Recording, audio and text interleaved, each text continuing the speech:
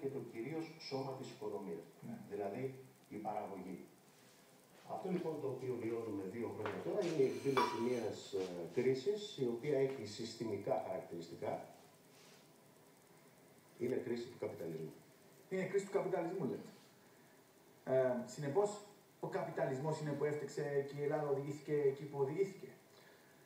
Γιατί θα σας έλεγε κάποιος ότι αν αυτό εξυπακούεται ως αρχή, εάν ίσχυε ένα άλλο σύστημα θα μπορούσε να σωθεί η Ελλάδα.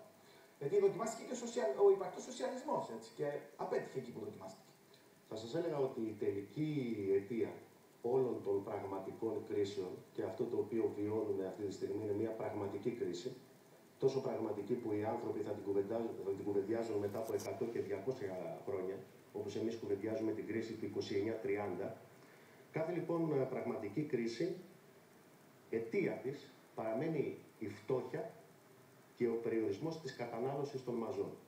Αυτή είναι μια κομβική διαπίστωση, η οποία έχει γίνει πριν από ακριβώς 150 χρόνια. Έχει γίνει στο κεφάλαιο του Μάρξ. Και να λοιπόν γιατί η μαρξιστική σκέψη διατηρεί πάντα την επικαιρότητά της. Αν φταίει ο καπιταλισμός λοιπόν. Αν φταίει ο καπιταλισμός. Όχι, να το κάνω ακόμα πιο απλό για να το καταλάβουμε τι λέτε. Θα το κάτι πολύ πιο απλό. Θα μπορούσε να αντιμετωπιστεί η κρίση με ένα άλλο τρόπο από αυτό που αντιμετωπίζεται σήμερα στην Ελλάδα. Δηλαδή ένα τρόπο εκτός μνημονίου. Σαφώς. Με ποιο τρόπο? Θα σας πω αμέσως.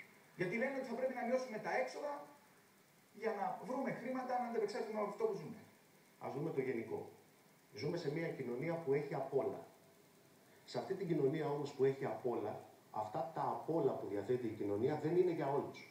Στην πραγματικότητα, αυτά τα απ' όλα που έχει η κοινωνία αφορούν πάρα πολύ λίγους. Γιατί συμβαίνει αυτό?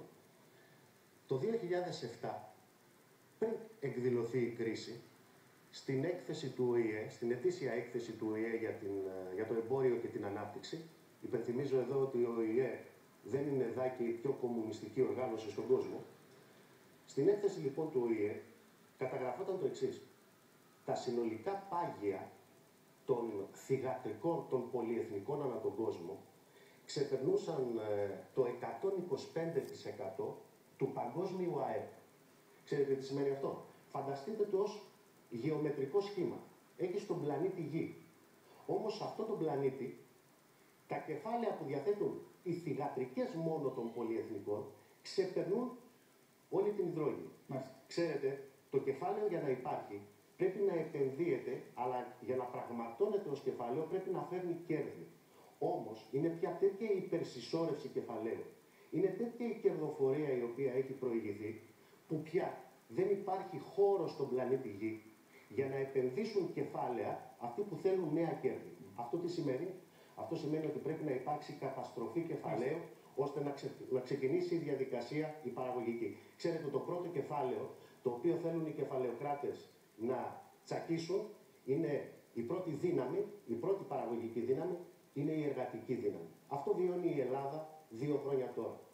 Όσο για αυτό που είπατε, αν εφαρμόστηκε και τι εφαρμόστηκε στις σοσιαλιστικές χώρες, οι σοσιαλιστικές χώρες δεν ιτήθηκαν και δεν ανατράπηκε το σύστημα επειδή εφάρμοσαν σωστά το σοσιαλισμό. Αλλά το εφάρμοσαν λάθος. Ιτήθηκαν και έπεσαν από τη στιγμή που εφάρμοσαν καπιταλιστικά στοιχεία στην οικονομία τους. Περισσότερα στην αυριανή παρουσίαση του βιβλίου σας, εισηγητής του βιβλίου μάλιστα θα είναι ο διευθυντής του Προεδρικού Γραφείου, ο κ. Χρήστος Χριστοφίδης. Ευχαριστώ πολύ για την εδώ παρουσία σας.